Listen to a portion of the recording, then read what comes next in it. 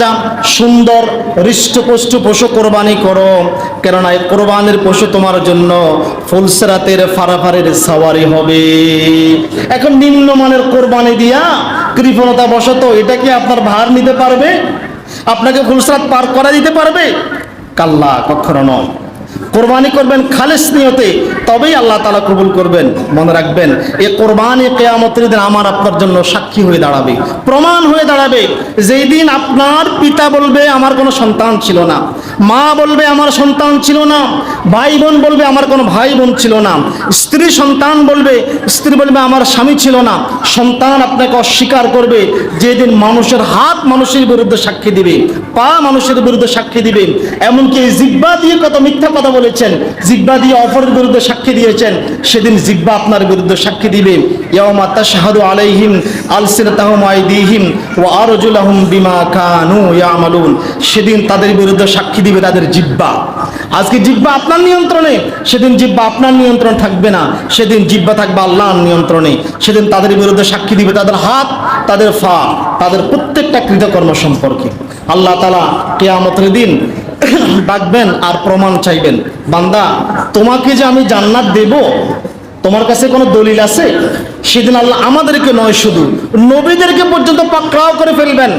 একেবারে সহিহ বুখারীর একটা হাদিস দেখেন, সহিহ বুখারীতে রয়েছে। আবু সাঈদ আল খুদরি রাদিয়াল্লাহু তাআলা আনহু বলেন, আল্লাহর নবী বলেছেন, ইয়াজিউ নূহ ওয়া উম্মাতুহু, আল্লাহ তাআলা কিয়ামতের দিন নূহ আলাইহিস সালাম এবং তার কওমকে একত্রিত করবেন, আল্লাহর সামনে নিয়ে আসবেন। নূহ আলাইহিস সালামকে বলেন ফায়াকুলুল্লাহু তাআলা, আল্লাহ তাআলা নূহ আলাইহিস সালামকে বলবেন, হাল বাল্লাগতা, নূহ তুমি কি আমার বাণী মানুষের কাছে পৌঁছাই দিয়েছিলাম, তোমার কওমের কাছে পৌঁছিয়েছিলাম? নূহ আলাইহিস সালাম বলবেন, ফাকালাম নাআম আই রব্বি, হে আমার প্রতিপালক, আমি আপনার বাণী পৌঁছাই দিয়েছি।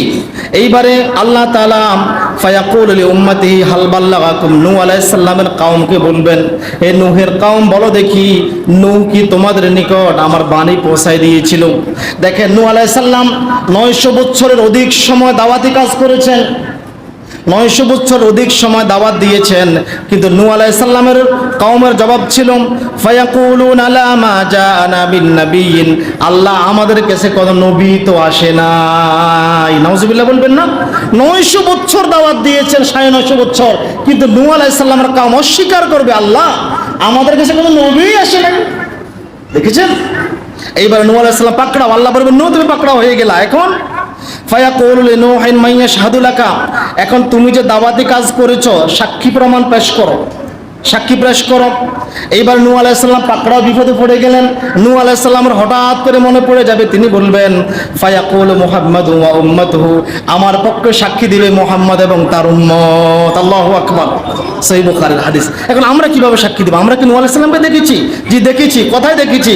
কোরআনের পাতায় পাতায় দেখেছি। আল্লাহু আকবার, আমরা সাক্ষী দিব। অতঃপর আল্লাহর নবী আল্লাহ তাআলার একটা আয়াত উদ্ধৃত করে বলেন, ওয়া কাযালিকা জাআলনাকুম উম্মাতাও ওয়াসাতাল লিতাকুনু শুহাদা আলান নাস, আর এভাবে আমি তোমাদেরকে মধ্যমপন্থী উম্মত করেছি যাতে তোমরা মানব জাতির জন্য সাক্ষী হতে পারো। আল্লাহু আকবার।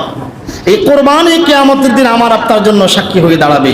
অতএব হতাশ হবেন না, কোরবানি সহকারে আল্লাহর কাছে আত্মসমর্পণ করেন। আমাদের পিতা আদম আলাইহিস সালামের মতো বলেন, আল্লাহ আমি আপনার দরবারে হাজিরা দিচ্ছি, রব্বানা যালামনা আনফুসানা ওয়া ইল্লাম তাগফির লানা ওয়া তারহামনা লানাকুনান্না মিনাল খাসিরিন। আল্লাহকে বলেন, আল্লাহ ইন্না সলাতি ওয়া নুসুকি ওয়া মাহইয়ায়া ওয়া মামাতি লিল্লাহি রাব্বিল আলামিন, আল্লাহ আমি আপনার দরবারে আত্মসমর্পণ করেছি, আমি আপনার দরবারে আত্মসমর্পণ করেছি। আপনি আমার কোরবানি কবুল করেন, কোরবানির সাথে আমার অন্তরকে পরিশুদ্ধ করেন, কোরবানির রক্তের সাথে আমার গুনাহগুলি ধুয়ে মুছে পরিষ্কার করে দেন। আল্লাহু আকবার, আল্লাহু আকবার। কোরবানি সহকারে আল্লাহর সামনে আত্মসমর্পণ করবেন। অল্প পাপ করেই কাবিলের মতো হতাশ হবেন না। কাবিল একটা পাপ করেছিল, পাপ করে হতাশ হয়েছে, হতাশ হয়ে আরো পাপের পরিমাণ বাড়াই দিছে। আমরাও অনেক সময় পাপ করার পরে হতাশ হয়ে যাই, হতাশ হয়ে পাপের পরিমাণ বাড়াই দিই কাবিলের মতো। কাবিল যেমনি করে বিপদগামী হয়েছে তেমনি করে। আচ্ছা বলেন তো, আপনাদের এই মসজিদে, ঈদগাহে বা মসজিদে এখানে এমন কেউ আছেন যে 10 জন মানুষকে হত্যা করছেন? আছেন এমন?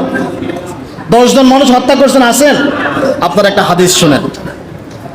আবু সাঈদ আল খুদরি রাদিয়াল্লাহু তাআলা আনহু বলেন, আল্লাহর নবী বলেছেন, বনি ইসরায়েলের এক ব্যক্তি 99 জন মানুষকে হত্যা করলো। কয়জন মানুষকে? 99 জন মানুষকে হত্যা করলো। হত্যা করার ভিতরে তার পিছনে অনুশোচনা আসলো। সে মানুষদেরকে জিজ্ঞাসা করতে লাগলো, এমন ব্যক্তির জন্য ক্ষমা আছে নাকি? সে একজন দরবেশের কাছে গেল। দরবেশ বলল, না, এমন ব্যক্তির ক্ষমা নাই। তো সে বলল, যেহেতু ক্ষমাই নাই, তোমারও মেরে ফেলি। ক্ষমা যেহেতু নাই, তুমি বাঁচবে কেন? তুমিও শেষ। 100 পূর্ণ করলো, কিন্তু তার ভিতরে অনুশোচনা থামে না।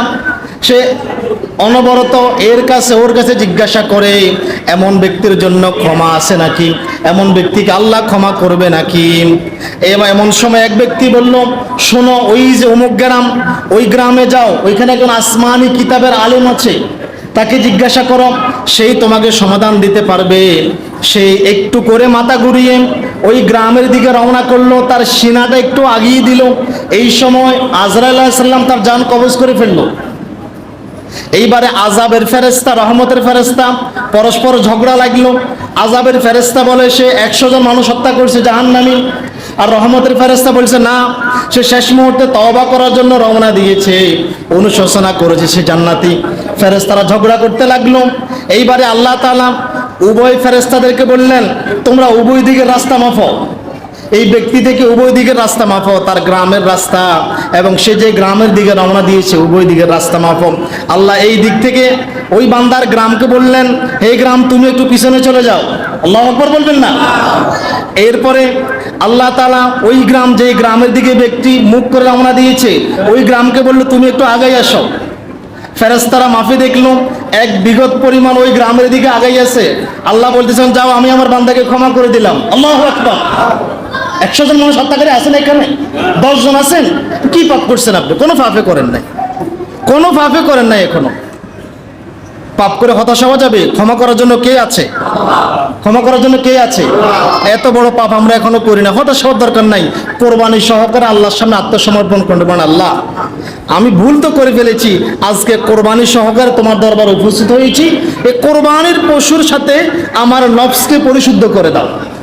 কোরবানি রক্ত দিয়ে আমার পাপগুলি ধুয়ে মুছে পরিষ্কার করে দাও। বলতে পারবেন না এভাবে? এত বড় পাপই তো আমরা কেউ করি, পাপ তো এখন আমরা করি নাই, তাহলে হতাশ হবেন কেন? আল্লাহ তাআলা অবশ্যই ক্ষমা করবে, আল্লাহ তাআলা অবশ্যই ক্ষমা করবে।